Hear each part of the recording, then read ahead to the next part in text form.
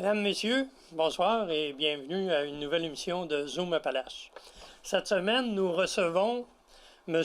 Maxime Poulain-Grenier, qui est préventionniste en incendie pour la ville de Thetford et une partie de la MRC des Appalaches. Alors, sans plus tarder, je vous présente, M. Poulain-Grenier. Je vous laisse vous présenter. Merci, M. Hamel. Je me présente Maxime Poulain-Grenier, comme vous avez dit. Je suis préventionniste au service de sécurité incendie de la ville de Thetford depuis 2008. Lieutenant aussi aux opérations depuis à peu près 2 ans et demi. Donc, Lieutenant aux opérations pour les incendies. Oui, c'est ça, lieutenant. Donc, pompier aussi. Donc, j'interviens sur les incendies et les appels de tout genre. Vous faites des inspections comme préventionniste de bâtiments résidentiels et commerciaux. Effectivement. Donc, dans mon métier de préventionniste, j'interviens dans les commerces. Donc, tous les commerces de la ville de Thetford Mines, je fais des visites aux 3 et 5 ans. Autant aussi des industries. Et de plus, je fais des maisons, donc l'unifamilial, le multilogement, soit pour des plaintes, soit pour des demandes précises, ou des visites de prévention pour les avertisseurs de fumée, autant à Thetford Mines qu'à Saint-Jean-de-Brébeuf, à Irlande et Saint-Adrien d'Irlande. Vous dites qu'il y a des plaintes, c'est qui porte plainte? C'est des n'importe gens quel qui ont citoyen, peur? c'est ça, n'importe quel citoyen qui ont un malaise avec un voisin ou ils ont des interrogations sur la prévention incendie peuvent appeler au service de sécurité incendie. Dans ce temps-là, on communique ensemble puis on intervient si... En fait, vous faites respecter les normes de sécurité. Exactement. Donc, on a un règlement municipal, le règlement 64, qui est disponible sur le site de la ville de Thetford Mines. Donc, s'il y a des gens qui ont des interrogations, ils peuvent aller regarder le tout. Et s'il y a quelque chose, là, qui ont juste à nous appeler. Il y a encore beaucoup de maisons qui chauffent soit à l'huile, soit au bois. Les pourcentages, je ne les connais pas. Je pense que vous les connaissez probablement pas. Non, mais je suis capable de vous dire qu'il y en a encore beaucoup dans la région. Le ramonage des cheminées. Oui. Ça, c'est vous qui recommandez ou... Oui. Dans le fond, peu importe la matière que vous brûlez, que ce soit du mazout, que ce soit du bois, que ce soit du propane, du gaz naturel, des granules, c'est important de ramoner sa cheminée au moins une fois par année.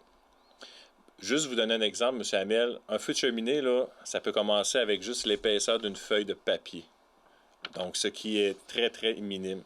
Dans le fond, c'est comme du pétrole. Ça arrive sur les parois de la cheminée, puis ça s'enflamme. C'est le créosote qui colle. Le créosote, il y a du créosote aussi qu'on appelle liquéfié, qui est plus dangereux. Liquéfié, c'est que... il descend dans le fond de la cheminée? Oui, ça fait comme des gouttelettes, ça descend, puis il est très, très inflammable. Donc, c'est pour ça qu'il faut au moins une fois par année ramoner notre cheminée, notre tuyau à l'extérieur et notre tuyau qui nous emmène à la fournaise, au poêle ou peu importe le système. Donc, moi, je sais que personnellement, je le recommande au moins 2 fois. C'est important parce qu'un feu de cheminée, ça arrive vite. Puis, malheureusement, il y a des maisons qui brûlent à cause qu'il y a eu des feux de cheminée. Mais comme préventionniste, quand vous arrivez dans une résidence qui chauffe au bois, est-ce que vous faites une inspection de la cheminée? C'est pas le préventionniste, c'est pas les préventionnistes au Québec qui font ça, M. Hamel, c'est vraiment les compagnies d'assurance. C'est la compagnie d'assurance qui donne leurs exigences. Nous, on est comme on les appuie dans leur démarche, effectivement. Donc, c'est vraiment le côté assurance qui gère les là-bas. Les services incendies, on s'est comme retiré. Avant ça, les pompiers allaient même ramoner des cheminées dans les années 80-90 dans des municipalités. Puis malheureusement, il y a eu des incendies, il y a eu des poursuites. Donc, ouais. Ça l'a mis fin à ça. Mais vous faites une évaluation des risques potentiels. Est-ce que vous êtes en mesure d'aviser la compagnie d'assurance ou c'est pas votre rôle?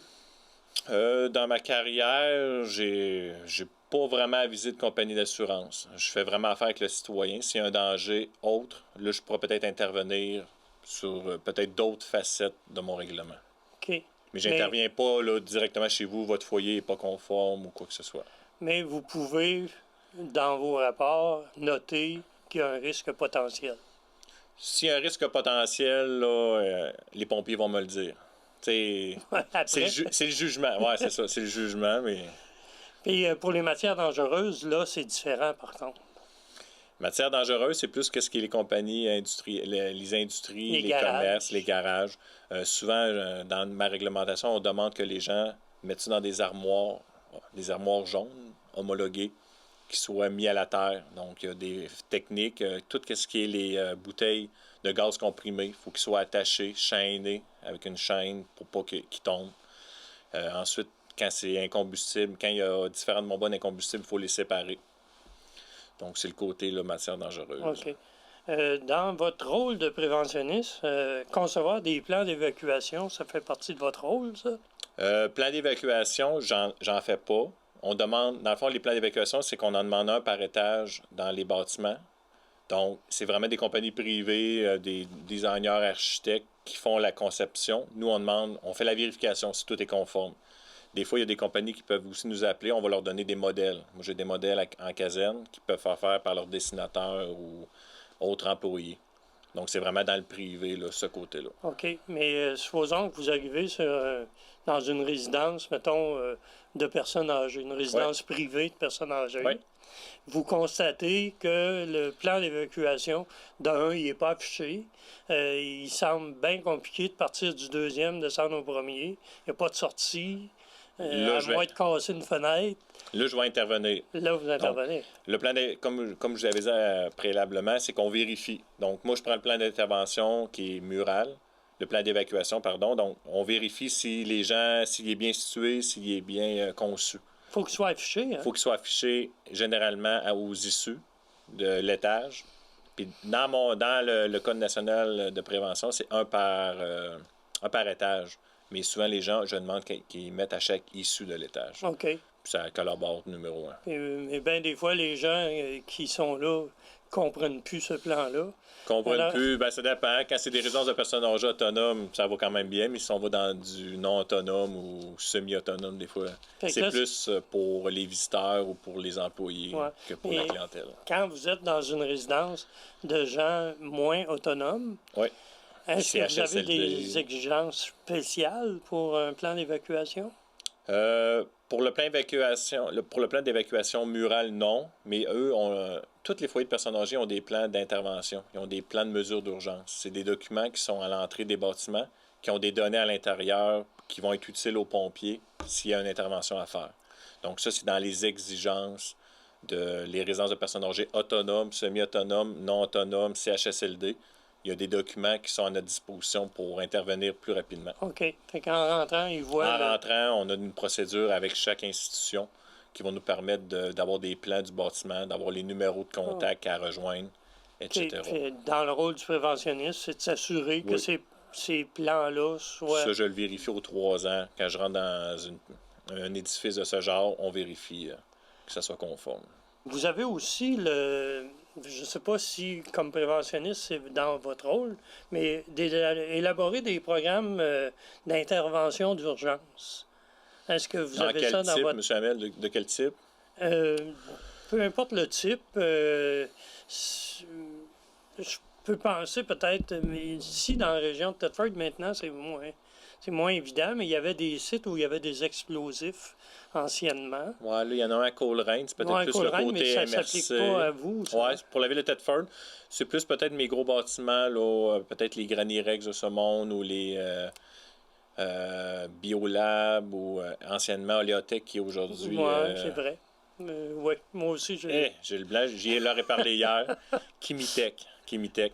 Donc, des fois, eux ont des plans d'intervention spéciaux avec des équipements spéciaux à l'intérieur de leur bâtiment pour leur protection incendie. Mais c'est pas vous qui avez élaboré les plans d'intervention? Non, c'est des architectes, des ingénieurs. On est en support. Le préventionniste, c'est un généraliste. Donc, il est souvent en support dans des dossiers, mais c'est pas lui qui va mettre en œuvre des gros documents ou des choses comme ça. Mais c'est à lui de savoir qu'il y en a un. Il y en a un, il est conforme, il est correct, il est à jour. Okay. Ça fait partie de mon emploi. Vous avez aussi à faire de la rédaction d'avis et des rapports d'inspection. Oui. Ça monopolise combien de votre temps, ça? Parce que vous avez quand même Thetford avec les 3 ou 4 municipalités autres. Je vous dirais que c'est quand même pas trop élevé, étant donné que à Thetford Mines puis aux alentours, on fait de la prévention quand même depuis 2002-2003. Donc, ça fait quand même un 17-18 ans qu'il y a de la prévention qui se fait dans la région, puis ça porte fruit. Donc, quand j'arrive dans des bâtiments, dans la majorité de nos bâtiments, sont conformes, sont à jour. Il y a une bonne collaboration entre les propriétaires, le service incendie. Donc, la rédaction de rapport, c'est quelques pourcentages là, de mon ouvrage. Donc, à chaque fois qu'on fait une visite, ben, on fait un rapport, s'il y en a, s'il y a des anomalies. S'il n'y a pas d'anomalies, on ne fera pas de rapport pour faire des rapports. Vous faites aussi de la communication, on vient d'en parler un peu, puis de l'éducation du public. Ça se fait de quelle façon? Dans les écoles? Je vous dirais, M. Hamel, là, en cette année 2020, COVID a été exceptionnel pour mes communications. Pour ceux et celles qui ont vu ça, on a fait, en collaboration aussi avec M. Émeric Jacques, la MRC des Appalaches, on a fait des capsules.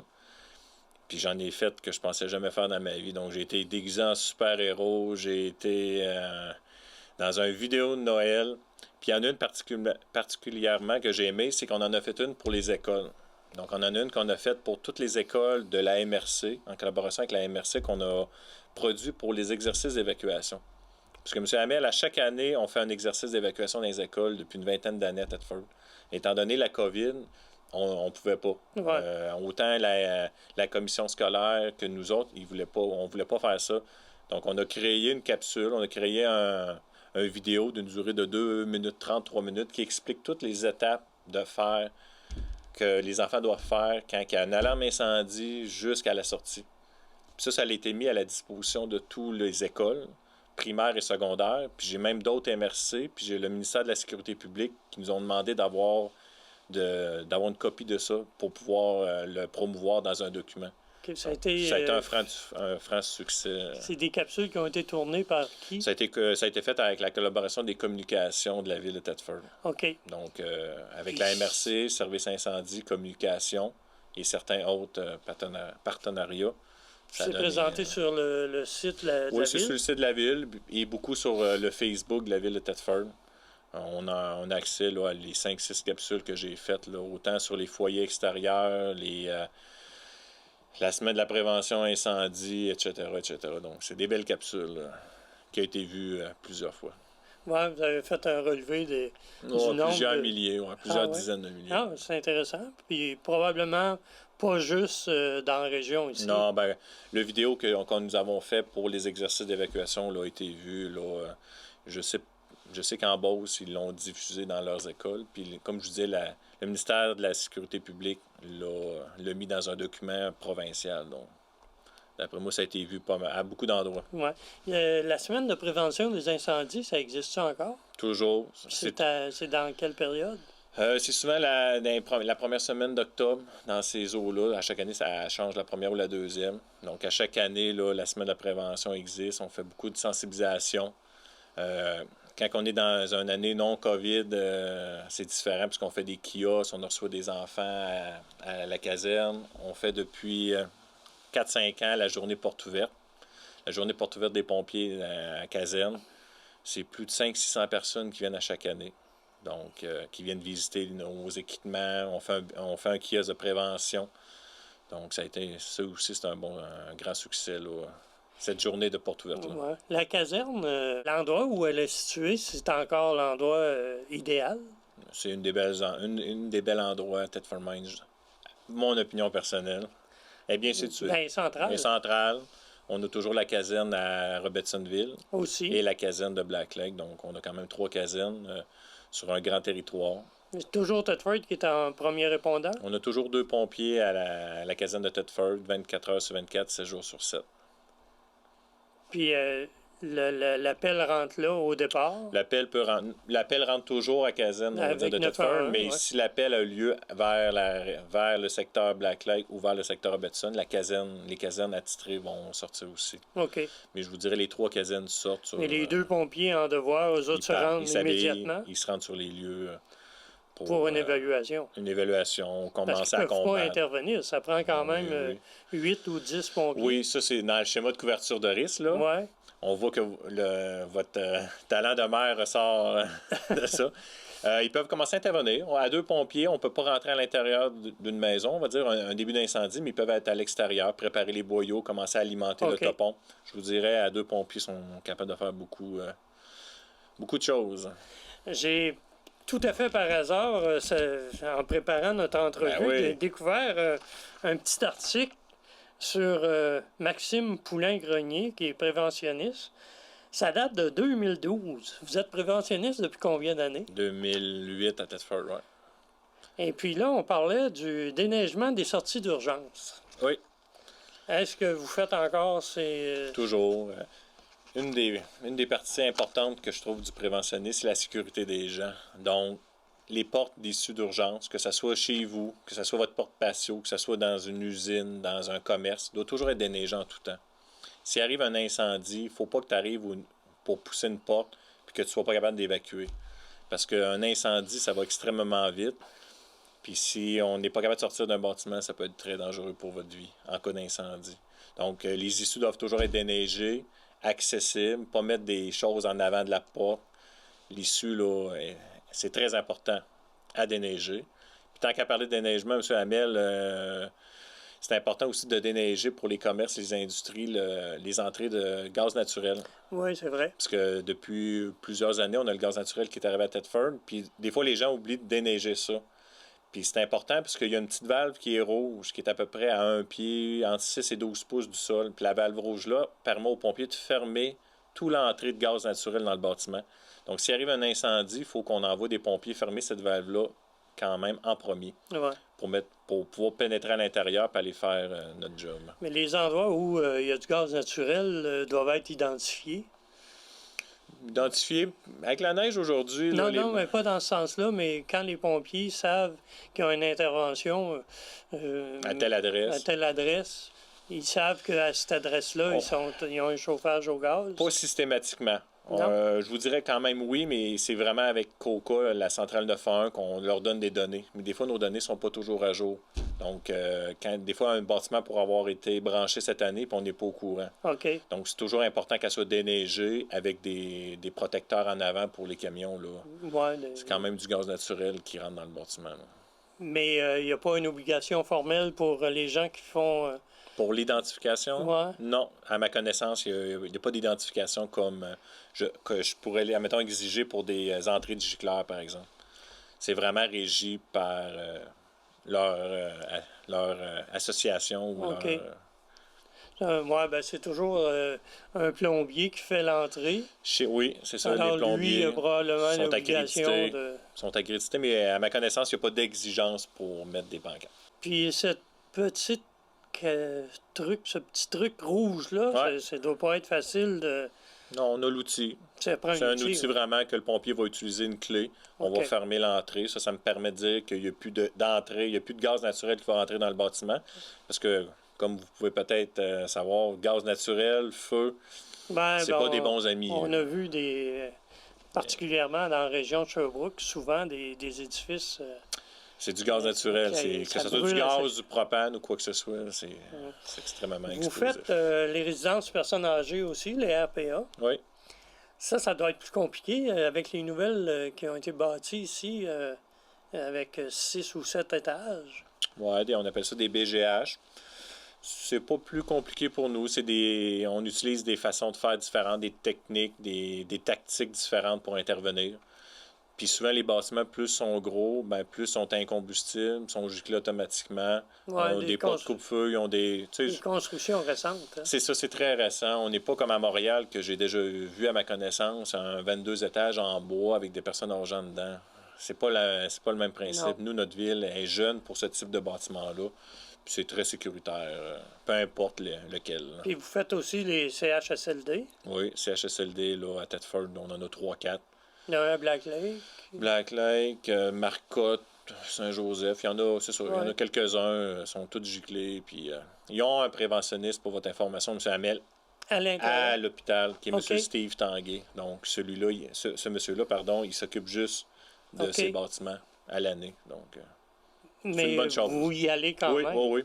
J'y vais quand même. Je le fais en collaboration avec. Puis, ça va très, très bien. Bon, au moins, si nos personnes âgées étaient pas protégés de la COVID, ils sont au moins de l'incendie. C'est sûr, je vous le certifie qu'ils sont de l'incendie. D'accord. Et puis, les garderies? Oui. Parce qu'il y a beaucoup de garderies en milieu privé dans la région. Oui. Ça aussi, ça demande des préventions spéciales. C'est ça, dans le fond, M. Hamel, à chaque fois qu'il y a il y a une nouvelle garderie soit qui passe par la municipalité, donc une garderie privée, soit qui passe par l'organisme public, que je me rappelle plus le nom, à Black Lake, il faut qu'il fasse une demande. Donc, une fois que la demande est faite, moi, je passe dans chaque maison, dans chaque établissement qui veut faire une garderie, puis je fais mes recommandations, je fais mes exigences. Ça, c'est le côté des petites garderies. C'est souvent entre 6 et moins ou 9 et moins. C'est des petites. 9 et moins, c'est 2 personnes. C'est ça, 2 personnes. Puis après ça, il y a des règles. Là, ils ont changé, je pense, en 2019, 2020, les règles. Ensuite, il y a les grosses CPE. Les CPE, là, on en a à peu près 8-9 à Thetford. Donc, celles-là sont... Une fois par 3 ans, je passe encore faire les inspections. Sont très bien protégées. Une fois par année, on fait des exercices d'évacuation avec les enfants. Donc, on les fait pratiquer dès qu'ils rentrent dans une garderie, ils entendent la cloche, sont habitués de se mettre en rang, de sortir à l'extérieur. Puis, qu'est-ce qui est beau à voir, c'est que quand on les voit grandir, ils sont rendus, mettons, primaire, secondaire, ils savent quoi faire. Puis, c'est un plus pour notre société. Bon.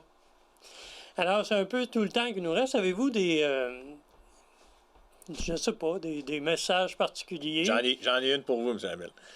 Pour les ramonages, j'avais oublié de dire tantôt, c'est qu'on a 3 endroits qu'on fait des prêts de ramonage à Thetford Mines. Il y a 3 endroits. Prêts. C'est des prêts. Donc, les gens viennent. On a le dépanneur Arnois à Robertson. On a la caserne de Thetford Mines sur la rue Cahouette, au 146. Puis, on a le Nouveau-Rochelle à Black Lake. Okay. Donc, c'est des prêts. Les gens vont là. Ils donnent leur nom. Dans le fond, ils empruntent le nombre de tiges qu'ils ont besoin, la brosse. Puis, c'est gratuit. Donc, c'est un prêt. Là. De mémoire, on en fait à peu près 200. On donne 200. On prête 200 prêts d'équipement par année. Ah, c'est bon. En moyenne, là, ça joue autour de ça. Donc, puis, il doit y avoir des ramoneurs. C'est sûr. Oh, il y a des ramoneurs. Puis, si vous voulez des noms, vous avez juste appelé la caserne. J'ai pas leur nom par cœur, mais on en a 2-3 qu'on réfère, qu'on connaît. Puis, ces gens-là ne font ça que... Ils font pratiquement ça à l'année. Ouais. D'après moi, il y en a qui font ça à l'année aussi. Oui, bien, des fois, des problèmes, comme vous mentionniez tantôt. Là. Juste pour conclure, M. Hamel, quelque chose que les gens pensent, souvent, on ramone avant de commencer notre saison de ramonage à l'automne. Mais ça a été prouvé scientifiquement que c'est bon de ramoner à la fin de l'année. C'est mou encore? C'est ça. C'est mou, puis c'est pas liquéfié parce que l'été, c'est très humide, c'est très chaud. Puis là, souvent, le kérosote qui est dur commence à liquéfier et c'est là le plus dangereux. Donc, c'est important de ramoner à la fin de la saison et au moins une fois durant la saison. OK. Bon, c'est un bon conseil. Alors, un gros merci. Et puis, j'espère que si les gens ont des choses qu'ils veulent savoir, vous êtes toujours disponible pour répondre. Toujours. Ils ont juste appelé au 418-338-9183 puis demander à parler à un pompier ou à Maxime. Puis ça va nous faire plaisir. Pour question de prévention, c'est toujours vous. Vous êtes le seul? Le seul à Thetford, mais il y a d'autres gens aussi qui ont les connaissances. Donc, on répond toujours aux questions. Bon, parfait. Alors, mesdames, messieurs, besoin d'aide pour ramoner votre cheminée ou avoir des conseils concernant la prévention à faire chez vous, que ce soit des alarmes incendie ou des alarmes carbone. Monoxyde de carbone. Monoxyde de carbone. Si vous avez besoin de conseils ou d'informations, le service est toujours là. Le numéro va apparaître à l'écran. Alors, je vous remercie beaucoup de votre écoute et je vous dis à la semaine prochaine.